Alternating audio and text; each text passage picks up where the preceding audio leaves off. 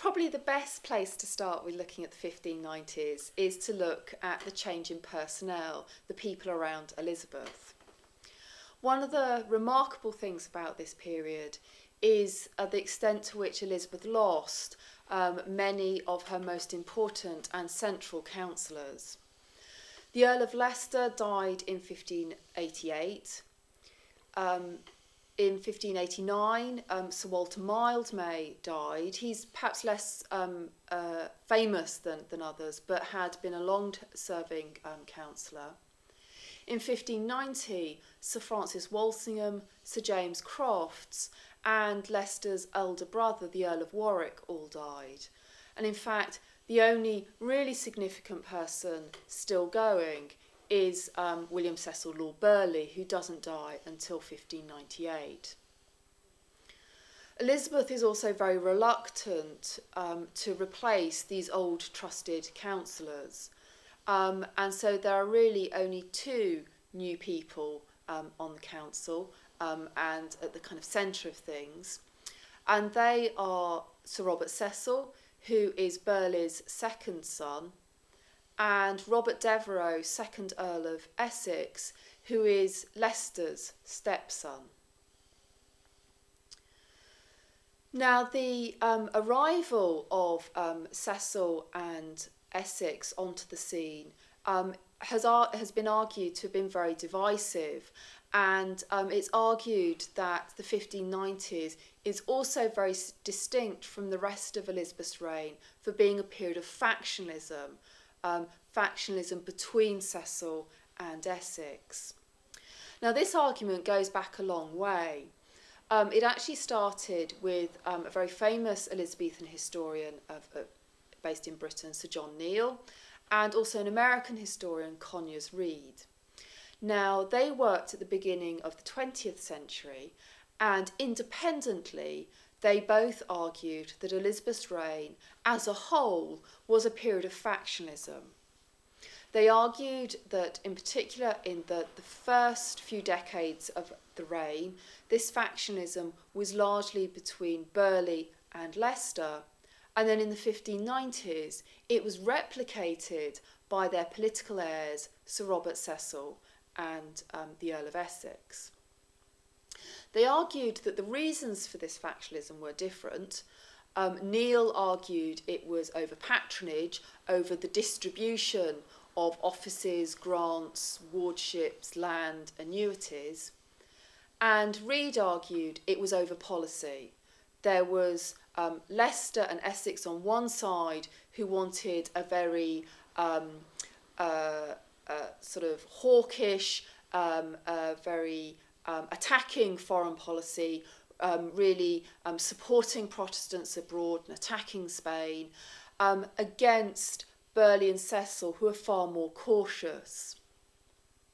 Now, many aspects of Reed and Neal's arguments have been challenged, and thanks to the work of Simon Adams, it is agreed by most Elizabethan historians that Elizabeth's reign was not characterised by factionalism. The exception is the 1590s, and this does appear to have been a period of factionalism between Cecil and Essex, though the precise characteristics of this need further investigation. We certainly see evidence of very tense relationships between Cecil and Essex in the 1590s. Both of them are competing for the job of Principal Secretary. This had formerly been held by Sir Francis Walsingham. And it's a very important job. It's the Principal Secretary is the main conduit between the Queen and everybody else. Burghley would like his second son, Robert Cecil, to have this job, and in fact Cecil does a lot of the work informally. Essex doesn't want the job for himself. He wants it for William Davison, who had actually been previously been Principal Secretary, but had been suspended when Elizabeth found out that he was the person that had delivered the death warrant for Mary, Queen of Scots, which Elizabeth had signed and then overnight decided she didn't want to actually to be enacted. So they compete over this job. There are also other episodes of tension. One occurs in around 1593-94 when Elizabeth's doctor, the Portuguese Dr. Lopes, comes under suspicion for attempting to poison the Queen. And this is used by both sides to try and assert their claims as men who have access to good information, who are good counsellors. And the final episode is the dispute between the two men over the appointment of the Attorney General and the Solicitor General. Essex wants the job for one of his friends, Sir Francis Bacon, but Bacon is very unpopular with the Queen. He's actually related to the Cecils, but the Cecils see that he's not going to be the ideal candidate. He's out of favour, he doesn't quite have the experience. And there's a wonderful scene in which Essex and Cecil have an argument about the job. And Essex says to Cecil, "Digest me no digestions, for the attorneyship for Francis is that I must have." And for Essex, getting these jobs for his friends was vitally important because it demonstrated that he was the leading political figure, that he could have an extensive network of people for whom he could get into jobs that he could provide rewards for. There is also a difference between Essex and Cecil over their policy ideas. Essex believes in the importance of the nobility not only as counsellors to the monarch but also as military commanders, and he takes over Leicester's mantle as a champion of the Protestant cause abroad. The political and religious views of both Robert Cecil and his father, William Cecil, have often been regarded by contrast as being much more cautious. That's not really quite true. Certainly Burghley was a staunch defender of Protestantism abroad. He might have become a little bit more cautious in the 1590s. Robert Cecil himself does seem to have been a little bit more on the cautious side, but perhaps justifiably so, because England is at war with the greatest power in Europe, and Spain has, quite frankly, a lot more money than we do. And so it might be a wiser, more sensible decision to be a little bit more cautious than the, quite frankly, hot-headed Essex. So there are certainly differences between these two men, but does it actually mean that there are factions? Well, factions are particular things, and we would follow Simon Adams' definition of a faction, and that is, it's a group, an identifiable group of men who have an identifiable leader, and they have a particular agenda. That might be in terms of a political issue, such as for Essex, the defence of Protestantism abroad.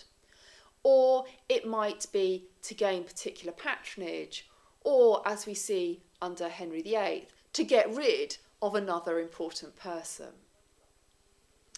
But the thing with factionalism is there's got to be at least two factions. You've got to have at least two sides slogging it out. And in many respects, we do not see that for the first half of the 1590s.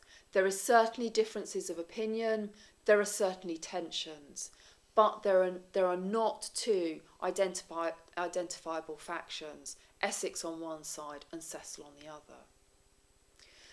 Things change in 1596. Essex goes off on campaign, on naval campaign, and ignoring instructions, he seizes the port of Cadiz in Spain.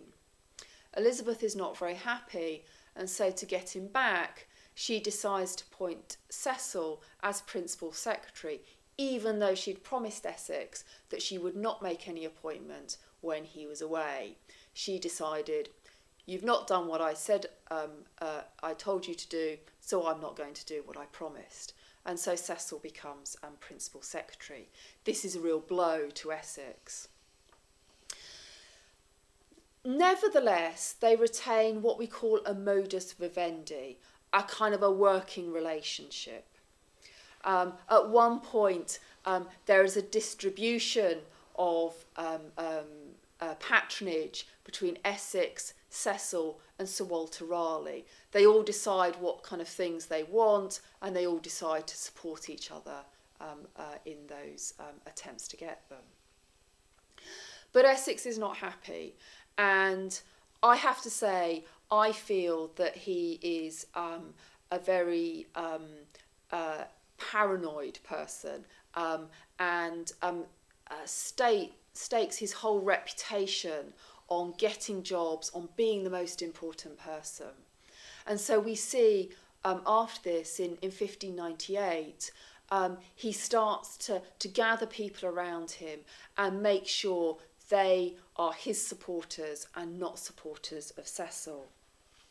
And a good example of this is a letter written by Lord Grey to Lord Cobham in 1598. And Grey says to Cobham about Essex, "Essex has forced me to declare myself either his own or friend to Mr. Secretary," i.e. Cecil, "and his enemy, protesting that there could be no neutrality." So what Essex is doing here is he's trying to create a faction, a group of men who are only his supporters and are not supporters of Cecil. I would argue, and Paul Hammer, who's the leading expert on Cecil, would agree, that this is a kind of a weird sort of factionalism, though, because there's only one faction. There's only Essex. It's only Essex who is trying to get supporters on his side. Cecil, meanwhile, is just making sure he's part of the establishment. He's just trying to get on with everybody else. So what we see until there's a big kind of denouement of this, when Essex becomes increasingly paranoid and eventually rebels against Elizabeth in 1601, what we see is, yes, we could argue that the 1590s is a period of factionalism. We'd suggest that's really only from 1596, but it's kind of a weird sort of factionalism, that there's really only one faction. And I think the other things we would say about this period is that there's always going to be rivalries, there's always going to be differences of opinion. And in the 1590s, despite the behaviour of Essex, it never actually gets out of control.